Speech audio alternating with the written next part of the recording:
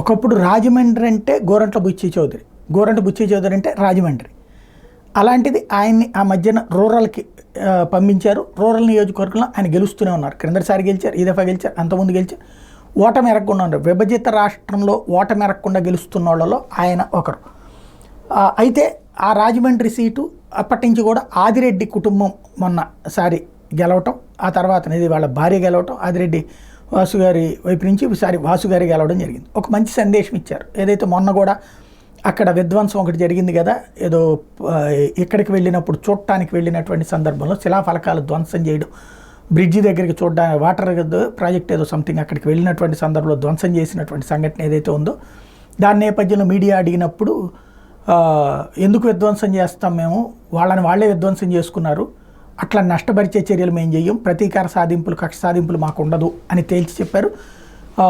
ప్రజలు వాళ్ళని తిప్పికొట్టిన తర్వాత అట్లాంటి వాళ్ళ జోలికి వెళ్లాల్సిన అవసరం మాకేంటి, వాళ్ళు 11కి కనీసం ప్రతిపక్ష స్థానం కూడా లేకుండా పడిపోయిన వాళ్ళు ఇంకా మేము ఎందుకు పడగొట్టాలి అన్నట్టు మంచి ఆలోచన. అలాగే ఉండాలి. ఇక్కడ ఖచ్చితంగా చట్టపరమైన చర్యలు ఏది తీసుకున్నా తప్పులేదు, కానీ విధ్వంసం లాంటి వాటిని కంట్రోల్ చేయడమే కరెక్ట్. అది చేస్తానని రాజమండ్రి లాంటి చోట్ల, ఎందుకంటే మొన్నటిది అది చూసినప్పుడు చాలామంది షాక్ అయ్యారు. ఎందుకంటే గోదావరి జిల్లాలో ఇట్లాంటి సంఘటనలు ఏంటని అంతకుముందు ఏదైతే అందరూ షాక్ అయింది ఏంటంటే అంబేద్కర్ పేరు పెట్టినటువంటి సందర్భంలో జరిగినటువంటి సంఘటన షాకింగ్ అయితే, ఆ తర్వాత మళ్ళీ ఇట్లాంటి షాకింగ్. కాబట్టి దానికి బాధ్యతాయుతంగా స్పందించారు వాసు గారు, అభినందించాలి.